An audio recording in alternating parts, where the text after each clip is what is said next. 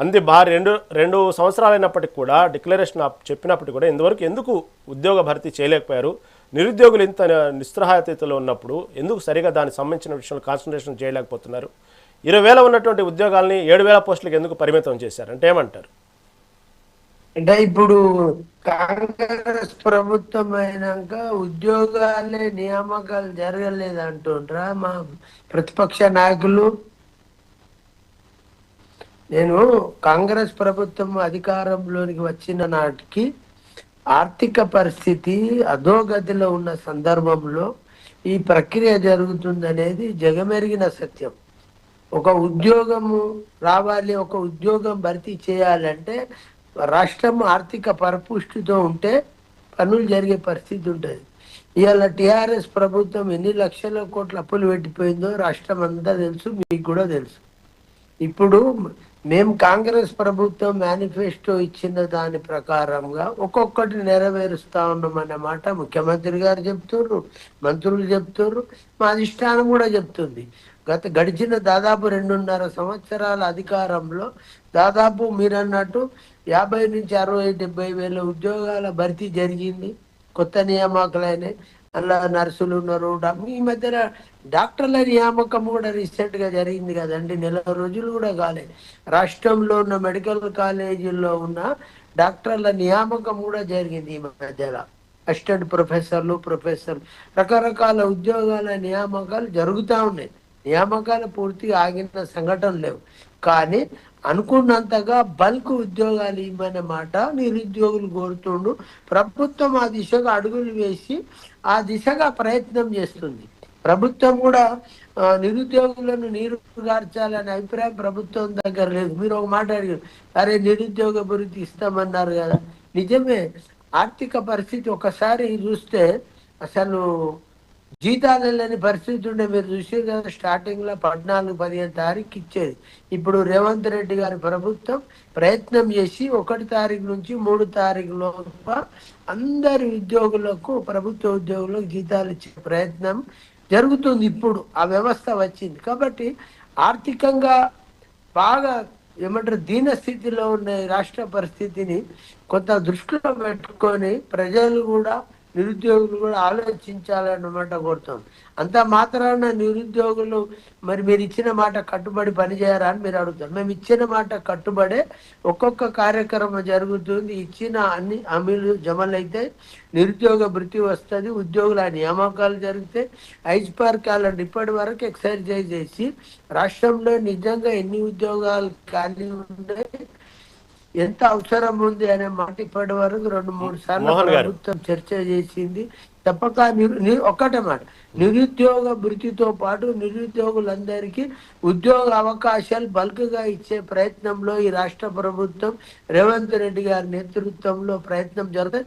తప్పక రేవంత్ రెడ్డి గారు నేను అనుకుంటే అతి తొందరగానే ఒక మెగా నోటిఫికేషన్ ఇష్యూ చేసి మరి నిరుద్యోగులకు ఉద్యోగ అవకాశాలు ఇచ్చే ప్రయత్నం జరుగుతుందనే విశ్వాసం ఉంది. ఆ ప్రయత్నమే ప్రభుత్వం చేస్తుందనే ఆలోచన కూడా ఉంది. ఆ రకంగా ప్రభుత్వం చర్యలు కూడా కనిపిస్తా ఉన్నాయి. కాబట్టి మన 7,000 ఉద్యోగాలు, పోలీస్ కానిస్టేబుల్ 20,000 వేకెంట్ ఉంటే 7,000 ఇచ్చిరా అని అంటే ఉండొచ్చు, 20,000 ఉండొచ్చు, 30,000 ఉండొచ్చు. ప్రస్తుతం 7,000 వేకెన్సీ కొరకు ప్రభుత్వం ఆర్థిక పరమైన అనుమతులు పొంది నోటిఫికేషన్ ఇచ్చింది. జీతం ఇవ్వాలి కదా. మోహన్ గారు ఒక మాట స్వయంగా డీజీపీ సివి ఆనందే స్వయంగా చెప్పారు, ఇప్పుడు తెలంగాణ రాష్ట్రానికి 20,000 పోలీసులు అవసరమని. 20,000 ఉండొచ్చు, దాంట్లో 7,000 ఇవ్వటం అనే దానికను 20,000 ఇవ్వటం అనే 20,000 పోస్టులు 7,000 ఇవ్వటం అనే దానికను అవసరమే 20,000 ఉందన్నారు.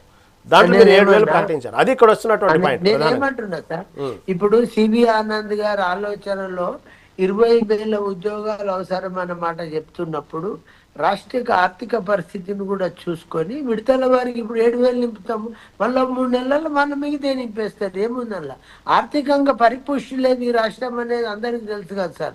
ఉద్యోగ భర్తీ చేయటం అంటే ఇప్పటికే మీరు చెప్తున్నది వాస్తవం. సరే, మీరు చెప్పిన దానికి ఏకీభవిస్తున్నా.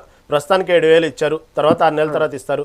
కాదు, అక్కడ ఆనంద్ గారు చెప్పిన 20,000 ఉద్యోగాల కోసం ఇప్పుడు ఉన్నటువంటి రాష్ట్ర ఆర్థిక పరిస్థితిని బట్టి నిదానంగా ఒక్కొక్కరు తీసుకుంటా ఉన్నారు. తప్పక ఇప్పటికే మీరు చెప్పారు, మీరే స్వయంగా చెప్పారు, 10 ఏళ్ల దాకా కూడా ఉద్యోగాలు తీసుకోకుండా గత బీఆర్ఎస్ ప్రభుత్వం ఇప్పటి వరకు అలా చేసుకుంటూ వచ్చింది.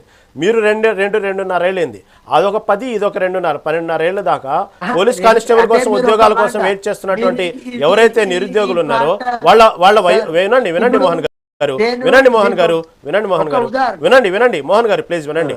వాళ్ళ వయోపరిమితి వాళ్ళు ఇప్పటికే 12 ఏళ్ల నుంచి వెయిట్ చేస్తా ఉన్నారు. ఇంకా వాళ్ళకు కావాల్సినటువంటి ఏజ్ లిమిట్ కూడా పెంచమని కూడా అడిగినప్పటికి కూడా అది పెంచలేదు. ఇన్నాళ్ళ నుంచి వెయిట్ చేస్తున్న నిరుద్యోగులు మీరు చెప్తున్నట్టుగా కొంచెం 7,000 ఒకసారి, 2,000 ఒకసారి, 10,000 ఒకసారి తీసుకుంటే వాళ్ళ వయోపరిమితి ఏమవ్వాలి? వాళ్ళు చివరికి దేనికి పనికి రాకుండా పోతారు కదా ఆశలు పెట్టుకున్నటువంటి ఉద్యోగాల మీద. లేదు, వయోపరిమితి మొన్న కొంత సడలించింది ఈ రాష్ట్ర ప్రభుత్వం. వాళ్ళ పిల్లలు అడిగినంత కాకుండా పాతదానికి సడలింపు జరిగిన మాట వాస్తవంగా కాదా? కాబట్టి ఏజ్ రిలాక్సేషన్ ఇస్తూనే ప్రభుత్వం నోటిఫికేషన్ ఇస్తూ ఉద్యోగాల భర్తీ కార్యక్రమం నిరంతరం జరుగుతుందన్నమాట ఈ ప్రభుత్వం కాదు, ఏ ప్రభుత్వం కూడా చేయాల్సిన అవసరం ఉండే. టిఆర్ఎస్ లో మాత్రం మోహన్ గారిని మాట్లాడివ్వండి ప్లీజ్, మోహన్ గారిని మాట్లాడివ్వండి, తర్వాత మాట్లాడతారు మీతో. నేనేమంటున్నా సార్, ఒకటి మొదట మన ఇంట్లో 10 కిలోల బియ్యం ఉంటే 20 మందిని 30 మందిని వీళ్ళు ఇస్తే సరిపోతుంది. 10 కిలోల బియ్యం పెట్టుకొని 200 మందికి భోజనం పెట్టగలుగుతామండి? దయచేసి రాష్ట్ర ఆర్థిక మూలాలను అర్థం చేసుకోమని చెప్తా ఉన్నాం. రాష్ట్ర ఆర్థిక పరిస్థితి మూలాలను అర్థం చేసుకోండి. రేవంత్ రెడ్డి గారి ప్రయత్నాన్ని మీరు అర్థం చేసుకోండి. రేవంత్ రెడ్డి ఆషామాషి ఆలోచన చేసి చేస్తలేడు, ఆయన ఒక దూరదృష్టితో ఆలోచన చేసి మన డాక్టర్ల ప్రక్రియ పూర్తయింది. డాక్టర్ల నింపినరా లేదా? మీరు అసలు ఈ 2 ఏళ్లలో అసలు ఉద్యోగాలు నింపలేదు అనే మాట చెప్తే, ఇప్పుడు 20 రోజుల నుంచి పోస్టింగ్స్ ఇచ్చారు. మొన్నటి వరకు మొత్తం మెడికల్ కాలేజీలు ఉన్న వేకెన్సీలన్నీ రాష్ట్ర ప్రభుత్వం నింపింది కదా. కాబట్టి నర్సులను నింపారు, మొన్న డాక్టర్లను నింపారు, రకరకాల ప్రక్రియ జరుగుతూ ఉంది. అసలు టిఆర్ఎస్ ఉన్నప్పుడు వీసీల నియామకం కూడా జరగలే సార్, వైస్ ఛాన్సలర్ నియామకం కూడా జరగలే. కాబట్టి మేము టిఆర్ఎస్ని అంటలేము, ఇప్పుడు బీజేపీని అంటలేము. రాష్ట్ర ఆర్థిక పరిస్థితిని అర్థం చేసుకొని ఈ రాష్ట్ర ప్రభుత్వం పూర్తి యువకుల పట్ల